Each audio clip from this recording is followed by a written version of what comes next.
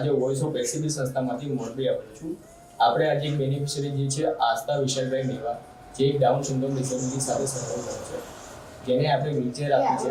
તો આજે આપણે એની માતા પિતા સાથે વાતચીત કરી અને જાણીએ કે વ્હીલચેર આપ્યા પહેલા આસ્થાના જીવનમાં શું પ્રોબ્લેમ્સ આવતા હતા અને વ્હીલચેર આપ્યા પછી આસ્થાના જીવનમાં કયા કયા પ્રોબ્લેમ્સના સોલ્યુશન મળ્યા છે. તો આપણે એ વાતચીત કરીને જાણકારી મેળવીએ. તો વિશાલભાઈ, મને જણાવશો કે આસ્થાને વ્હીલચેર આપ્યા પહેલા એને શું પ્રોબ્લેમ્સ આવતા હતા? હું આસ્થા છે ને 12 વર્ષની ડાઉન સિન્ડ્રોમ છું.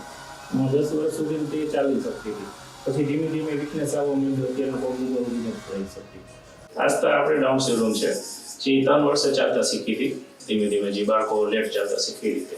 પછી 9-10 વર્ષની થતા એને પગમાં ગમે તકલીફના હિસાબે નસ સુકાય છે, એટલે એ ચાલવાનું ધીમે ધીમે આવું બંધ થઈ ગયું. પછી આપણે એને ન્યુરોસર્જન ઓપરેશન કરાવ્યું રાજકોટ એસસીજીમાં. એનાથી બહુ ફેર નથી પડ્યો. એને કીધું હતું ફેર પડશે કે નહીં પડે, ઓપરેશન કરી નાખો.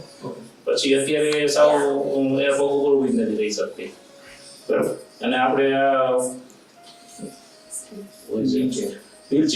વ્હીલચેર આવેલી સંસ્થામાંથી એના હિસાબે એને બહુ રાહત મળે છે. ક્યાંક બહાર જવું હોય તો આપણે લઈ જઈ શકીએ ને, નકર તેડવી પડતી. અત્યારે 30 કિલોની આસપાસ એનું વજન છે, તો આપણને થોડી તકલીફ પડે. વ્હીલચેરના હિસાબે આપણે ટ્રાવેલિંગમાં બહુ ઇઝી રહે છે. મારી આસ્થાને વોઇસ ઓફ એસીપી સંસ્થામાંથી આ વ્હીલચેર મળે છે, જેના લીધે અમે એને બહાર કોઈ મેરેજમાં કે પાર્ટીમાં કે બહાર ગાર્ડનમાં ગમે ત્યાં લઈ જઈ શકીએ છીએ. એમને ખૂબ આનંદ આવે છે અને એના લીધે અમે આ વોઇસ ઓફ એસીપી સંસ્થાનો અમે ખૂબ ખૂબ આભાર માનીએ છીએ.